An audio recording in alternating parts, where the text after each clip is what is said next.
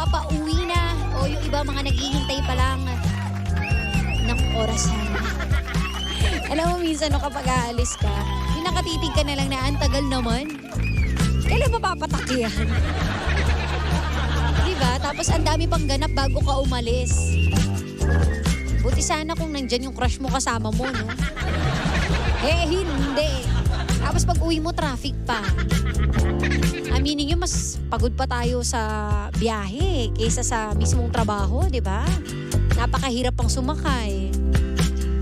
Ay, sad. Pero sabi nila, wag raw magreklamo, idaan lang daw sa ngiti. Ano nangyari? Charis. Uy, live tayo sa Facebook, ah. I-share nyo na pangga. I-share. Uy, Sheena, ano nangyari sa'yo? Puyat ka ba?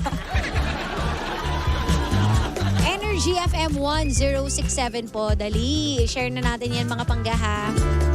At wala ang aking partner dahil kasalukuyan po siyang nagpa-practice. Oo, meron kasi siyang special performance eh. Ewan ko kung ano ipa-perform ni Jimbo.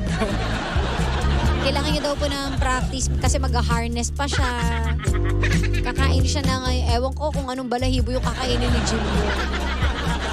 Partner, galingan mo ah. Ayan, hello.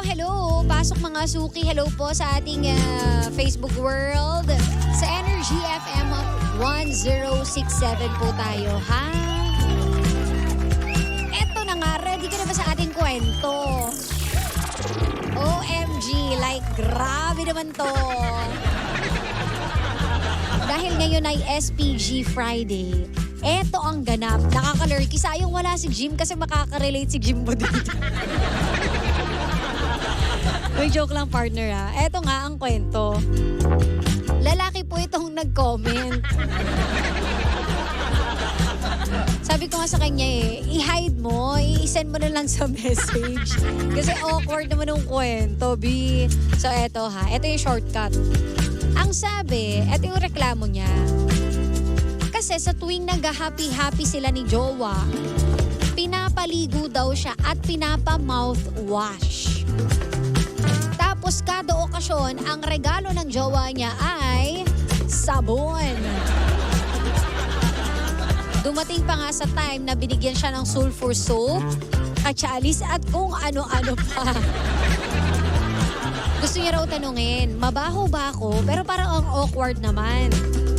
Though minsan iniisip ko baka mahilig lang talaga siya sa mga pampaganda at pampabango. Umabot daw yung time na ang OA na kasi sa gitna ng gabi, gustong mag-happy-happy nitong si kuya. Tumanggi itong si ate mo girl. Dahil ang sabi niya, gargle ka muna, ligo ka. Ngayon tinatanong to ni kuya kung paano niya sasabihin or tatanungin sa GF niya. Kung ano ba, mabaho ba ako? Kasi ang awkward daw dahil bago pa lang sila. Nakaka-offend ba to or dapat masanay lang ako sa kanya? Jimbo, ano masasabi mo? So parang pinaka-problema nito ni kuya, no? Pinapaligo siya, pinapa-mouthwash, and binibigyan ng ano-anong klaseng sabon. At kahit na gusto niya sa gitna ng gabi, siguro midnight snack. Midnight ganap nila, hindi siya pinapayagan unless maliligo siya or magmumumog. Ito para sa akin lang naman to ha. Kung ako yung babae, syempre, ang gusto naman talaga natin, mabango tayo pareho, di ba? Wala namang masama doon kung magre-request tayo na maligo. Siguro sa malambing na paraan, pwede nating sabihin na, uy, let's shower together. Yan. Conserve water. Diba? Shower with a partner. Ganun. Kumbaga medyo lagyan mo naman ng pampakilig. Konting effort para hindi naman yung nakakahiya na, uy, maligo ka kasi ang baho mo. Sabayan mo siya, bago kayo mag-happy-happy, tara, ligo tayo. Uy, gusto mo paliguan kita? Sabunan mo yung likod ko, ganon. Yung pagre-regalo naman ng sabon, wala namang masama doon. Ako sa totoo lang kapag Pasko, yan ang madalas kong nire-regalo. Diba? Kung hindi pa bango, ayun, sabon, kung ano nung klaseng sabon. Minsan nga yung mga pampatanggal na mga itim-itim o kaya calamansi soap, kojic soap, kung ano-ano mang sabon. Kasi kailangan naman yun di ba? Essential naman. So kaya nilang naman iregalo yung sabon, wala naman nakaka-offend doon. Yun kasi iniisip na iba kapag naregaluhan ka, ibig sabihin, ano ba yan, mabaho ba ako? Hindi naman, carry lang naman yun. Kung yun yung naisip mo Minsan nga, nagre-regalo pa ako yung mga, tawag dito, yung mga salt, yung pang bath salt kineme, pampatanggal ng mga libag-libag. Carry lang din yun. O kaya nagre-regalo ko ng lufa. Kung maganda naman yung itsura, why not? So okay lang yun. Siguro nasa way lang ng pakikipag-communicate sa'yo ni ate kung paano niya ba sabihin sa'yo with lambing ba. Baka kaya ka nakaramdam ng hiya kasi pangit yung pagkakasabi sa'yo ng girlfriend mo. And sinasabi mo nga dito, bago pa lang kayo, di ba? Wala rin namang masama kung medyo, alam mo yun, ikaw na yung magsimula ng ganong conversation. Kasi minsan yung mga uncomfortable na conversation, yun na nagpapalabas ng tunay na ugali natin. And yun pa yung way para maging close tayo dun sa tao, di ba? Na, ay, open na siya sa akin, close na kami, Kaya sabihin mo, uy, friend, ano ba yan? Ay, uy, baby, ano ba tawagan nyo? Love, honey. Alam mo, medyo may something nananapak. Ganon. Patawa di ba? Pwede naman yun. Sabi rito, may reason yung GF ng lalaki kung bakit niya binibigay. Hindi niya alam na babaho yung lalaki. Matagal niya kasi sigurong naaamoy. I think concern lang si girl sa BF niya, sabi ni Darwin Rosel. Yun nga. Wala naman sigurong masamang intensyon yung jowa mo. Dahil kung hindi ka niya bet, kung bahong-baho talaga siya sa'yo, ay biiniwan ka na niyan. Hindi na lang yan magpaparamdam sa'yo. Ikat na niya ang communication ninyo. Block ka na sa Facebook. Ay, ayoko dyan, ang baho ni kuya. Cannot be. The fact na kinakausap ka pa niya at binibigyan ka niya ng pampabango, okay lang yun. Wala namang masama. Mas nakaka-enjoy kaya yun kapag niyayaya ka maligo. Sabi naman dito, malinis lang talaga sa katawan si ate. Ayaw niya sa mabaho at marumi. May mga ganun talagang tao, sabi ni Jeff Tads Oliveros. Totoo, meron mga taong sobrang sensitive. Yung iba nga dyan, di ba, hindi ka pwedeng sumampa sa kama nila kapag galing ka sa labas. Sa totoo lang, may mga ganun na kahit na giliw na giliw ka na, yung giyang na giyang ka nang gawin yung mga gusto nyong gawin, ay hindi, maligo ka, ayoko nang madumi sa kama. Diba? Meron mga ganun. Meron pang ang iba, oy, magpabango ka muna. Ay, gusto ko yung amoy vanilla.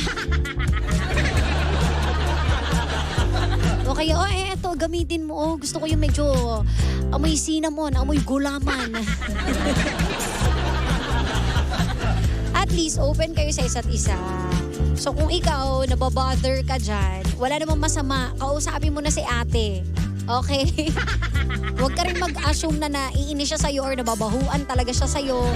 Magtanong ka kaya, diretsuhin mo na. Sabi mo, love, babaho ba ako? Para maliligo naman ako, hindi nakakahiga.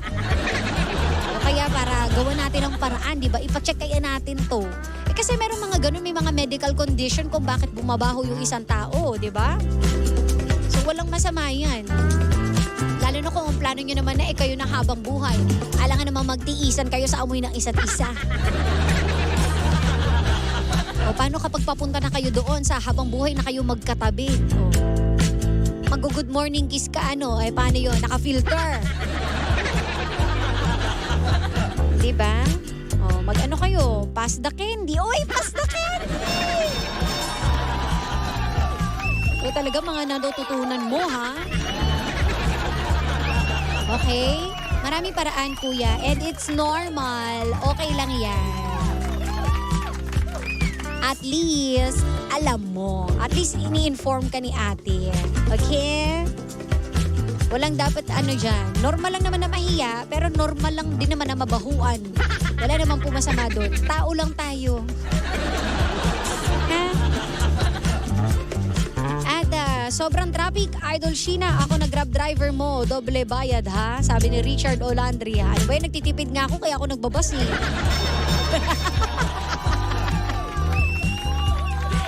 Richard, mag-ingat ka dyan ha.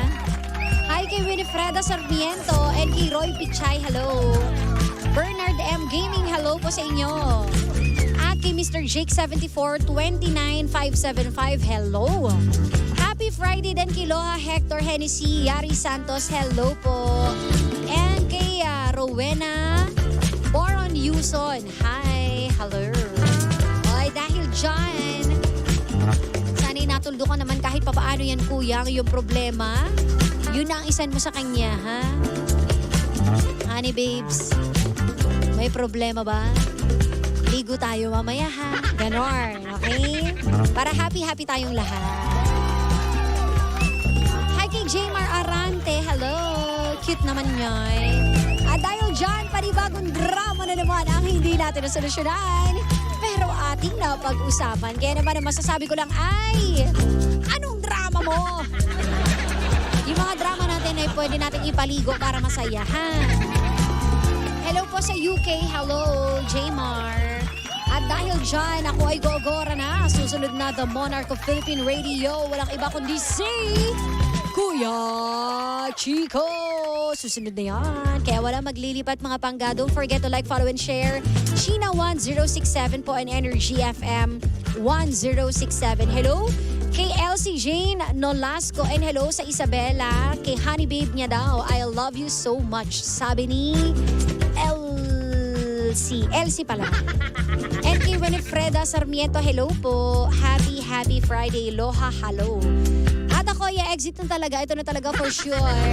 Nakasama't nakapili nga nag-iisa pa bebot na si Sheena. Dito lang yan sa programang Anong Drama Mo ng number 106.7 Energy FM Pangga. Huwag mong sabihin radyo, sabihin mo. You know I want you.